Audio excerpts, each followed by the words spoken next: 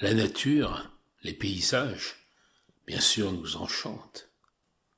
Ils sont aussi pleins de mystères, pleins des légendes, des superstitions, des croyances que nos aïeux ont inventées et puis transmis au fil du temps.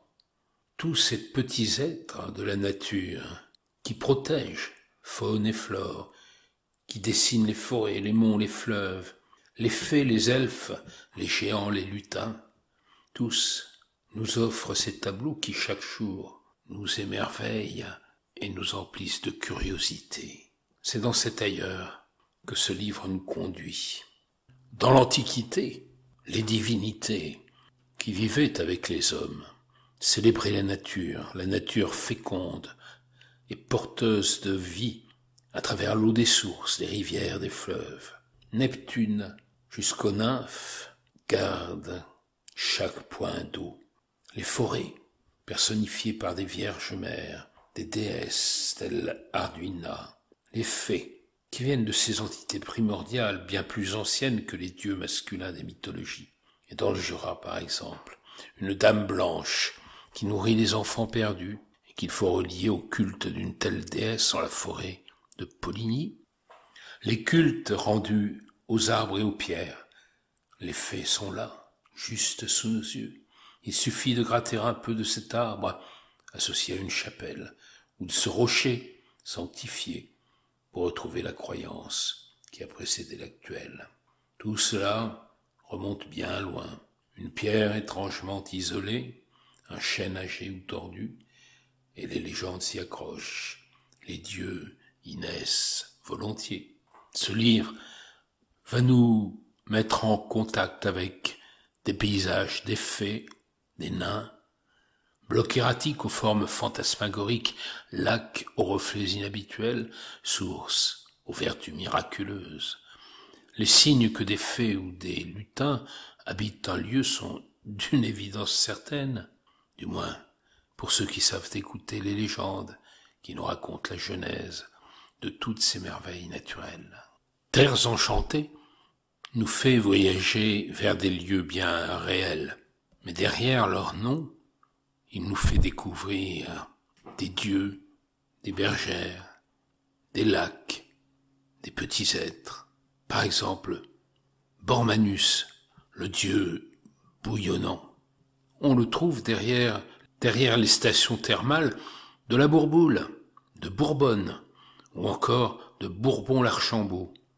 Et pour cette dernière, il y a une histoire, celle d'une fée, chassée par des hommes trop curieux, qui transporta dans une urne la précieuse eau qui coulait à plusieurs lieues de là.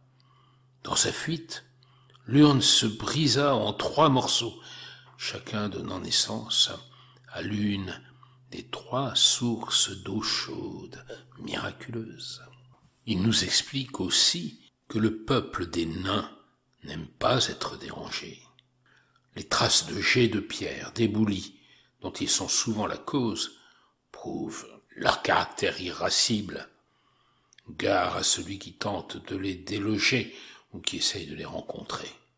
Interrogeons-nous, nous disent les auteurs, ne manquons-nous pas d'attention aux signes que nous lance la nature, et à travers elle, ces petits gardiens.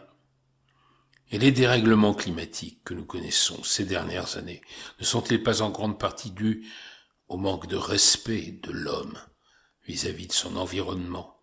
N'est-ce pas là la leçon de toutes ces légendes qui répètent sans cesse la fuite des fées, la disparition des esprits, la mort des géants? Au sommaire du livre, nous allons trouver l'arbre isolé, l'arc-en-ciel, les baies et les golfes, bocages, brumes et brouillards, caps et pointes, chutes d'eau, collines et boulis, étoiles, falaises, fleuves et rivières, forêts, galets, givres et gelées, et puis les mares et marées d'eau douce, les montagnes, la neige, les nuages, les prés, les champs, les récifs, le sable, le sel, le soleil, tempêtes, les torrents, les vagues, les vallées, les vents, les volcans, et j'en oublie. Les forêts, berceaux de féerie, au premier cri du monde. Tout comme pour les hommes, la forêt fut le berceau des êtres féeriques, un lieu qui les a vus naître, les a fait naître et fut, quelquefois lui-même, ensemencé par ces derniers. Sans doute, les trottes vieilles de la Haute-Saône se souviennent de celui dont elles sont les dignes descendantes, ce dieu des forêts primaires, ou bois de cerf, Cernunnos, cette divinité remontant à la préhistoire, liée à l'animal roi de la forêt, a insufflé sa magie dans les fées, prenant l'apparence de biches blanches, rencontres inoubliables pour l'homme qui les découvre au détour d'un sentier forestier. La grande forêt obscure est le refuge du sauvage, des ogres et des géants. C'est sous les feuillages des chênes, des hêtres et des épicéas que courent les bassajones basques, le Señor salvaje ibérique, le Lechy salave, qui, l'automne venu, siffle et hurle sa colère, sa folie. Depuis la nuit des temps, les forêts sont bien gardées. Les bois sont habités, bien sûr. Fée des bois et espiègle lutin apprécient la fraîcheur des bois, l'ombre des chênes anciens. Les dames vertes du Jura s'aperçoivent au printemps lorsque les fleurs diffusent leur premier parfum. Les Mazarotes du Bosque frappent les troncs mousseux d'Italie de sa massue, afin de les débarrasser de leurs branches desséchées, de leur écorce pourrie et des lichens s'y accrochant. Et savez-vous que la forêt de Fontainebleau est hantée par un curieux personnage qui mène une troupe bien effrayante. À la suite du chasseur sauvage, une armée de fantômes, d'elfes et de lutins grimaçants poursuit l'imprudent qui aurait l'audace de se promener dans les bois lors d'une nuit d'orage. N'a-t-il pas entendu le corps retentir au-dessus des feuillages? Est-il fou pour se perdre sous les chênes au risque de rencontrer cette meute damnée? Bien d'autres forêts connaissent encore le bruit des sabots de feu, les hurlements des revenants, la grande marche des fées en ces nuits agitées, sous la lune rouge ou au solstice fêté. Quiconque croise une de ces courses folles se voit immédiatement traîné, maudit, ou en perd la raison à l'instant. Prudence. Mais prenons maintenant les trésors sylvestres. Pour demeurer invisibles aux yeux des hommes, les esprits des bois choisissent avec soin leur tenue.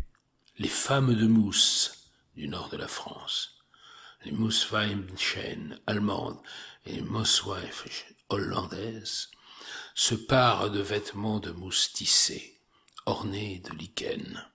C'est encore d'une mousse agrémentée de feuilles sèches cette fois, que s'habille le Trenti, ce lutin résidant sous les arbres de Cantabrie durant l'été, avant de regagner ses dolines l'hiver venu. Ce fieffé coquin s'amuse à se cacher dans les bois, camouflé comme il est, pour suivre la jeune fille ainsi promenant, afin de lui agripper la jupe. Enfin, moins discret, le nuton ardennais porte des habits verts, bleus ou gris, mais souvent trahi par son petit bonnet rouge, à l'instar du cabouter flamand. Toutes ces créatures sont susceptibles d'offrir des feuilles, des glands ou des morceaux de charbon d'or, qui bien souvent retournent à leur état d'origine, une fois leur héritier sorti de la forêt. Mais chercher le trésor des fées vaut bien de s'y attarder. La fleur de la fougère, souvent uniquement le jour de la Saint-Jean, vous sera précieuse, et d'autres herbes magiques tout autant, à moins que fouler l'une d'entre elles ne vous perde à jamais. Ces terres enchantées de Véronique Barrault et de Richard Elie sont publiées aux éditions Plume de Carotte.